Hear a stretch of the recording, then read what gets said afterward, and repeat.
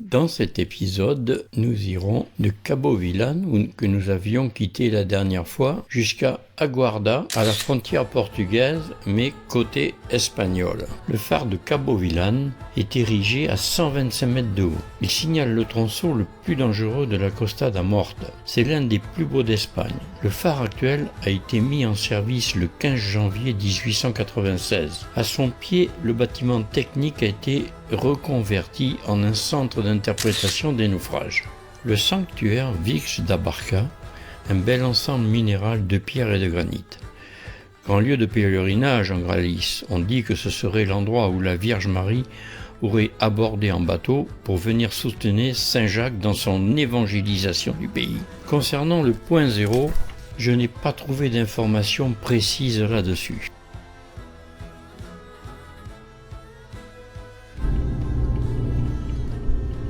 Je pense que c'est un cul-de-sac, mais ça nous permettra au retour d'avoir une meilleure vision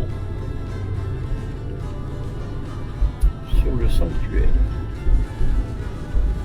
Des lévriers afghans équipés d'un couvent.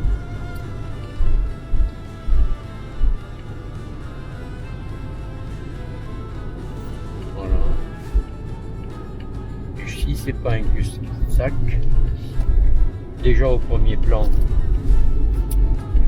ce fameux, comment peut-on appeler ça, sculpture symbolisant donc ce kilomètre zéro qui est affiché, on ne pourra pas le voir sur le film, mais voilà.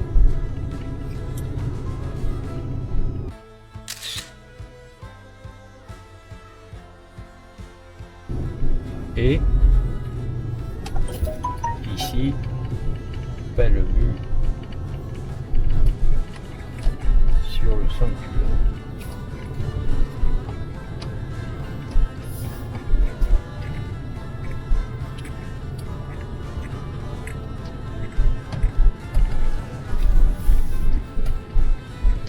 Et au loin, là-bas, à côté des éoliennes, le phare de, me dit Antenne 2, Cabo Villano. de Cabo Villano, ce magnifique phare que nous avons visité avec le musée du naufrage. Nous n'avons pas visité. Que nous n'avons pas visité parce que nous n'avions pas notre masque. Et que comme il fallait beaucoup marcher pour aller le chercher, nous avons abandonné la situation lâchement. La cascade de Vixio-Cachin cache divers trésors. Au-delà de la beauté filtrée par la lumière entre les arbres, c'est une cascade spectaculaire de 10 mètres dont l'eau provient du régo de Castelligno. Alors comme il a plu évidemment, avec la mousse, c'est un petit peu glissant. Donc il faut faire très attention où on met les pieds pour ne pas se retrouver sur les fesses. Voilà, le site est très joli, hein. Voilà.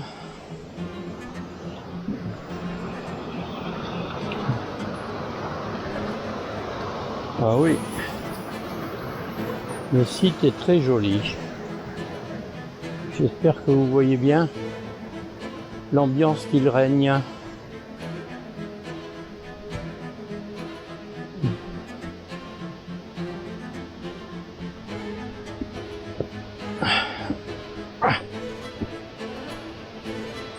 Que d'efforts pour arriver à ça. Bon, voilà.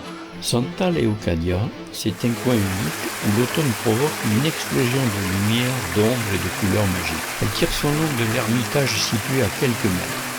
Un coin unique bien connu des locaux sous le nom de O Pozo das Campanas, un nom qui cache une belle légende. Ils disent que les assaillants sont venus à la chapelle de Santa Leucadia avec l'intention de voler sa cloche, ce qu'ils ont fait. Dans la fuite à travers la chenille sombre et inégale, ils ont essayé de traverser la rivière Vao de Denunciação en sautant sur l'autre rive avec la cloche sur le dos.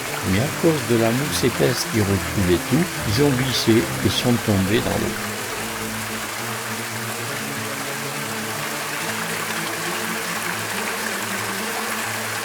En poursuivant cette route des cascades, nous atteignons maintenant la cascade de Noveira.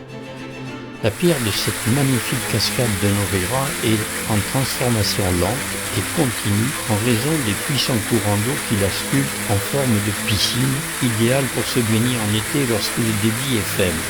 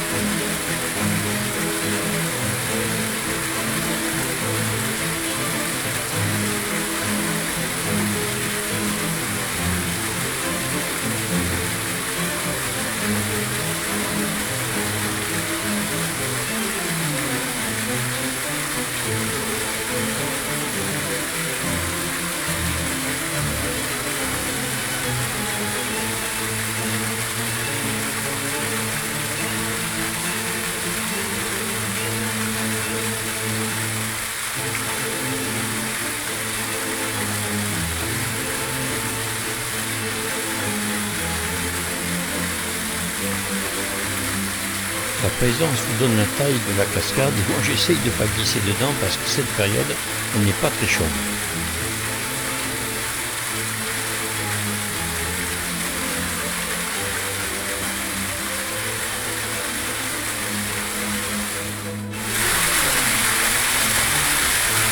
Nous terminons enfin avec la cascade des Arros. Au-delà de son côté spectaculaire, c'est la seule rivière d'Europe qui se jette dans la mer sous la forme d'une cascade. Maintenant, le village de Carnota. Le village où il y en a le plus. Mais il y en a un qui fait notamment 35 mètres de long et ça s'appelle des Oréos. Et oui, l'Oréos de Carnota est un grenier à blé de 1760 et mesure près de 35 mètres de long.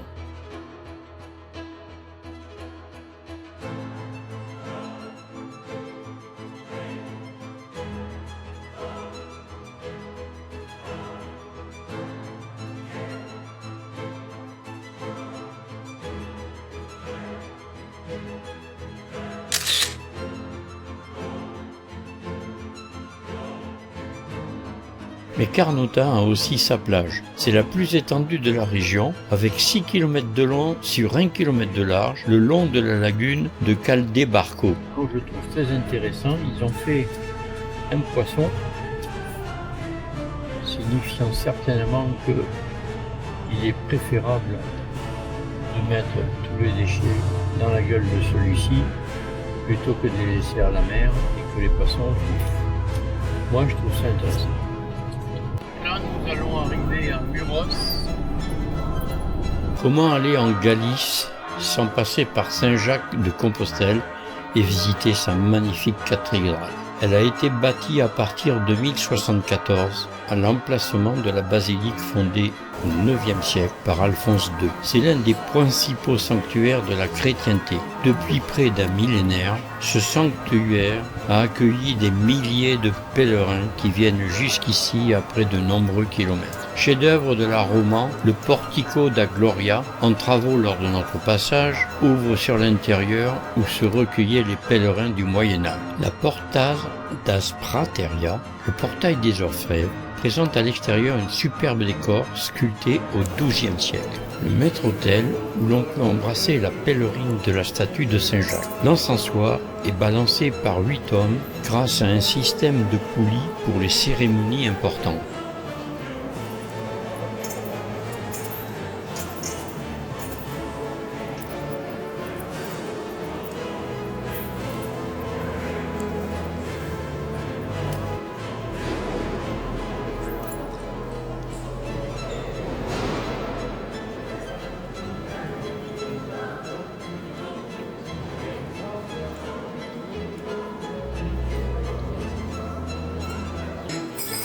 Un petit bar pour boire un petit café solo.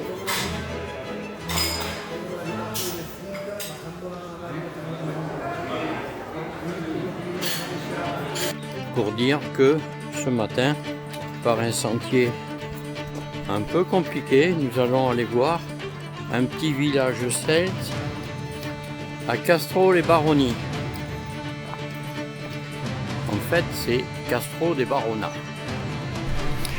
Une fortification celtique qui s'avance dans la mer.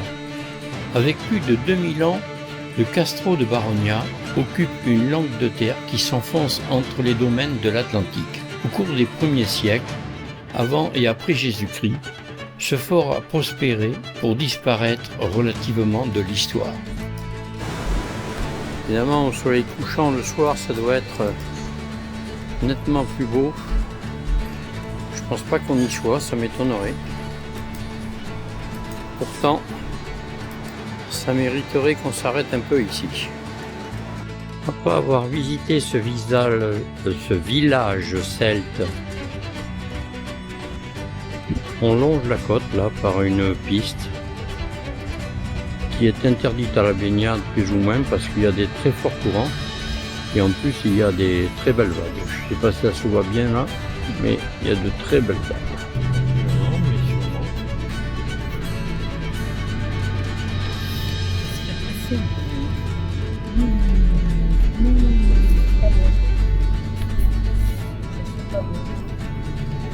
Pas bon parce qu'on voit plus de chemin.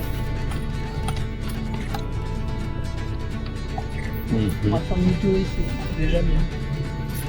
Pas de trou. Non, il n'y a pas de trou, il n'y a rien, il n'y a pas de cailloux. Drague. Je suis à fond là, je peux pas braquer plus.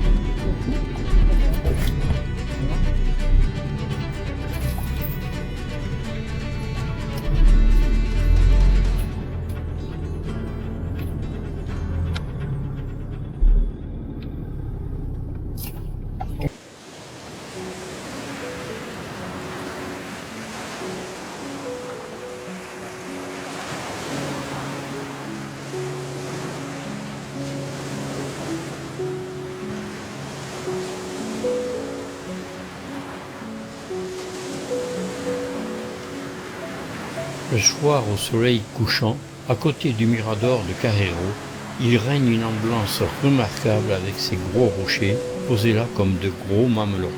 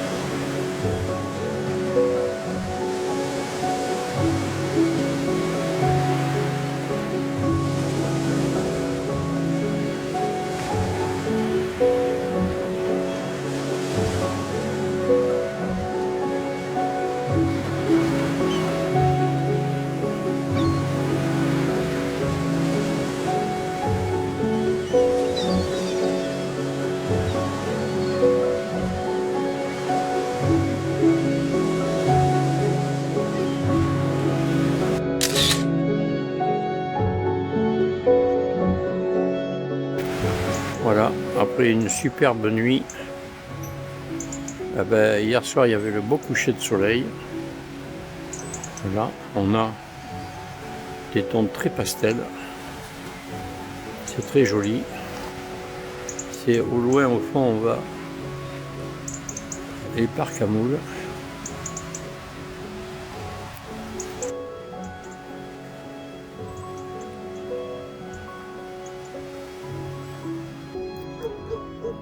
Très joli coin.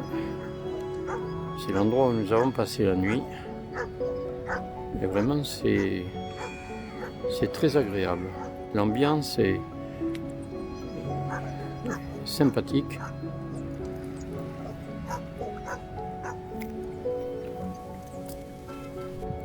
Et en fait, c'est la Punta de Moreiras, à côté d'Ogrove.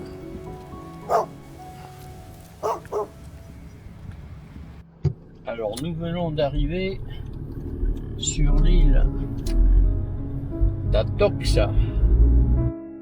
L'île d'Atocha, avec son palace Belle Époque et ses luxueuses villas, l'un des centres de villégiature les plus élégants de Galice.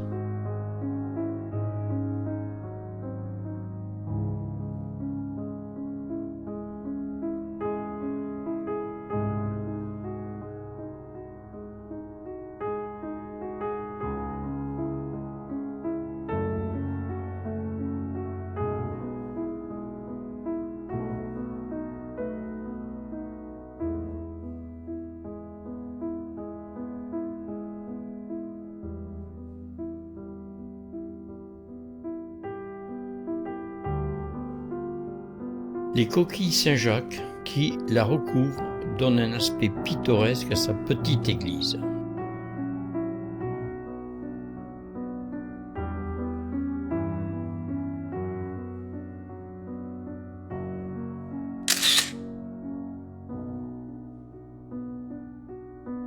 Durant la police.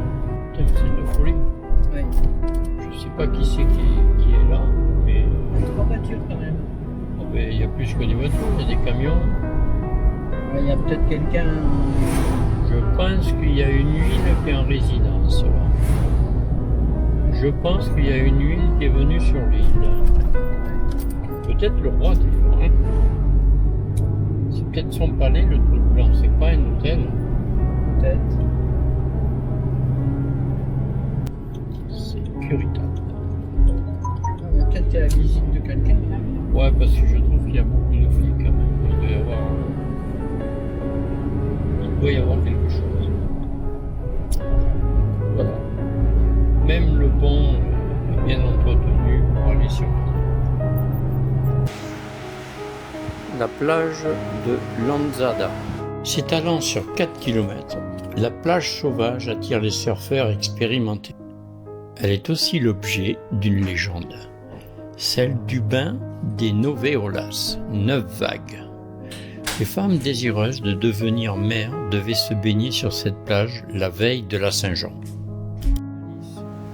Avant d'arriver au Portugal, c'est vraiment très beau. Je me répète, je sais, mais c'est très beau.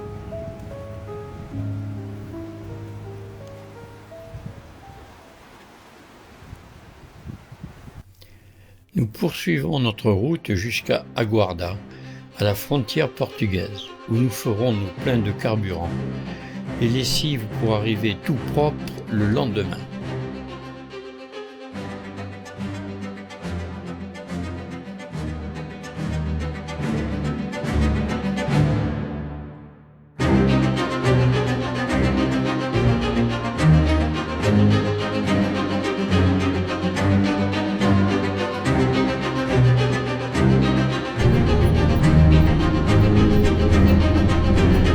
Serrez à gauche vers la autopiste Vila-de-Lade.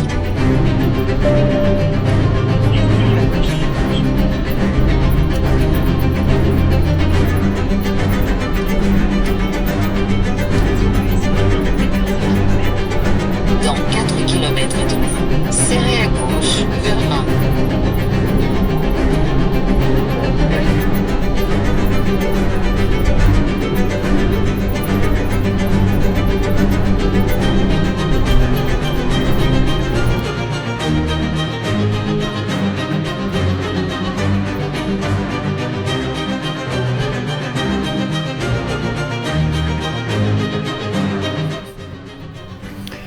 Ne manquez pas le prochain épisode qui commencera par le magnifique parc du Peneda Gerês. Et pour ça, il vous suffit de vous abonner pour être informé de la prochaine publication. Alors à bientôt pour une nouvelle aventure.